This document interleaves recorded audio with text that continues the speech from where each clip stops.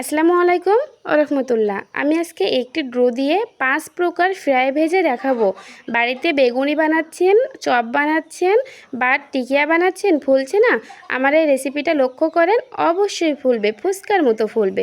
প্রথমত আমি একটি বোল নিয়েছি, বলে দিয়েছি 1 কাপ বেসন, তারপর হচ্ছে হাফ কাপেরও কম দিয়েছি চাউলের গুঁড়া, কিছু দিয়েছি বাটা মশলা। এখানে আছে আদা বাটা, ধনিয়া বাটা, জিরা বাটা আর হচ্ছে আপনার লাল লঙ্কা বাটা। তারপরে দিয়েছি পুষ্টির জন্য একটি দেশি ডিম। তারপরে দিয়েছি একটু ফুড কালারটা করার জন্য, এটি আপনাদের অপশনাল। ডিমটা দিয়েছি, এটা পুষ্টির জন্য, বাট চপটাও অনেক সুন্দর ফুলবে। এরপরে আমি কিছু পানি অ্যাড করব। পানিটা আমি আস্তে আস্তে অ্যাড করতেছি, দেখতেই পাচ্ছেন। হ্যাঁ, সাথে কিন্তু স্বাদ অনুযায়ী নুন ব্যবহার করবেন। এরপরে আমি সামান্য সামান্য পানি দিয়ে ডোটা তৈরি করে নিচ্ছি। দেখেন আমার ডোটা তৈরি করা হয়ে গেছে। সেম যখন আঙ্গুলে এমন করে লেগে যাবে, ভাববেন ডোটা তৈরি করা হয়ে গেছে। আর খুবই সুন্দর করে কিন্তু অনবর্য নেড়ে নেড়ে মিহি করে তৈরি করে নিতে হবে। এক্ষেত্রে আমি নিয়েছি আলু কেটে নিয়েছি, তারপরে বেগুন কেটে নিয়েছি, এখানে নিয়েছি মিষ্টি কুমড়া, সাথে নিয়েছি মাংস ফ্রাই করা। এখানে আমি দেখেন আলুটা কেমন করে কেটে নিয়েছি। এটা বাচ্চাদের জন্য অনেক ভালো, বাচ্চারা অনেক পছন্দ করে, কেননা এইভাবে আলুর চপ তৈরি করলে এখানে ঝাল ব্যবহার করা হয় না, বাচ্চারা খেতে অনেক পছন্দ করে। এই যে একে একে আমি আলুগুলো বেসনে ডুবাইয়ে সবগুলো তেলে ছাড়ছি। দেখেন ফুচকার মতো ফুলছে। কি মনে হচ্ছে? দেখে মনে হচ্ছে না ফুচকা? এই যে একে একে আমি আলুগুলো ভেজে নিচ্ছি। এই আলুর চপটা আমার এখানে রেডি হয়ে গেল।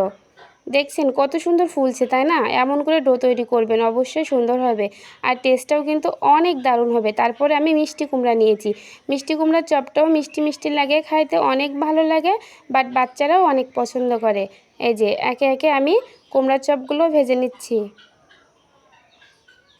এই যে এগুলোও কিন্তু ফুচকার মতোই ফুলছে, সব কয়টা ফুলবে, এমন ফুলবে যে ফেটে যাবে ফুলার জন্য। এই যে একে একে এগুলো আমার ফ্রাই করা হয়ে গেছে।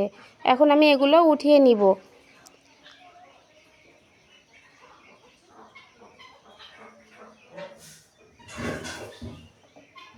যে খুবই সুন্দর করে আমার এগুলো ভাজা হয়ে গেছে। এরপরে নিয়ে আসছি বেগুনগুলো। এখন আমি বেগুনি তৈরি করব। এই যে বেগুনগুলো এমন করে মাখিয়ে, এই বেশি দিবও না কমও দিব না, জাস্ট মাখিয়ে তেলে ছেড়ে দিব।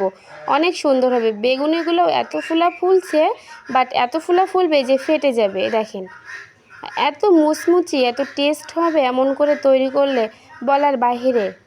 এই যে একে একে আমি এখানে তেলগুলো নাড়িয়ে চাড়িয়ে সেম এমন করে ভেজে নেবেন। উল্টিয়ে পাল্টিয়ে ভাজতে হবে যেন পুড়ে না যায়। সেম এমন কালার আসবে বেগুনিতে, তখন বেগুনিটা উঠিয়ে নিতে হবে। এই যে আমার একে একে বেগুনগুলো ভাজা হয়ে গেছে।